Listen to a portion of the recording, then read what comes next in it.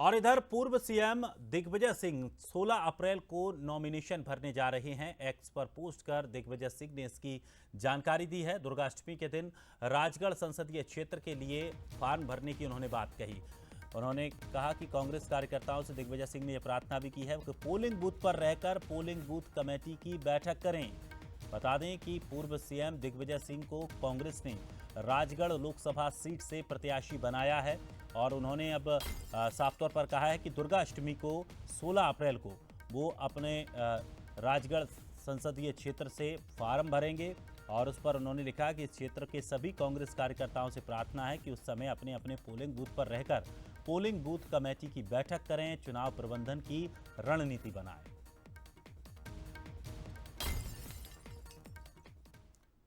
और चलिए हमारे साथ हमारे सहयोगी रंजना दुबे भी हमारे साथ जुड़ गई हैं। रंजना, अगर बात करें तीसरे चरण के चुनाव को लेकर तो तैयारियां अब शुरू हो गई हैं और खासकर आज से नामांकन की प्रक्रिया भी शुरू होगी। दूसरी तरफ दिग्विजय सिंह ने भी एक ट्वीट जारी किया है जिसमें उन्होंने कहा है कि मैं 16 तारीख को अपना नामांकन भरने जाऊंगा। किस तरह से अब तैयारियों को लेकर देखा जा रहा है, कितनी महत्वपूर्ण ये सीटें हैं और खास करके नामांकन को लेकर भी जिस तरह से हमने और भी जगहों पर देखा कि एक पार्टियों ने शक्ति प्रदर्शन के तौर पर इस नामांकन को लिया है, रैली निकालकर नामांकन भरने के लिए पहुंची हैं अलग अलग जगहों पर। इन 6 सीटों को लेकर भी इस तरह की पार्टियों की कोई तैयारियां हैं क्या?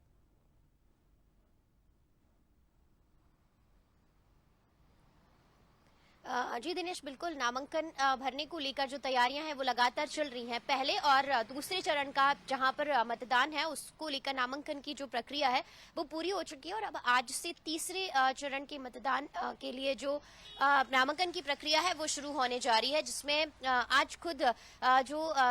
लोकसभा राजगढ़ लोकसभा सीट से जो प्रत्याशी हैं पूर्व मुख्यमंत्री दिग्विजय सिंह, उन्होंने सोशल मीडिया एक्स पर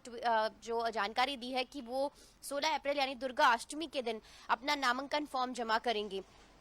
और अब जो दिग्गजों की सीट्स हैं, जैसे राजधानी भोपाल की भी अगर बात कर ली जाए दिनेश, तो यहाँ से भी जो आलोक शर्मा हैं वो प्रत्याशी हैं भाजपा से। तो तमाम जो बड़े नेता हैं भारतीय जनता पार्टी की, जब नामांकन प्रक्रिया शुरू होगी भोपाल में तो यहाँ पर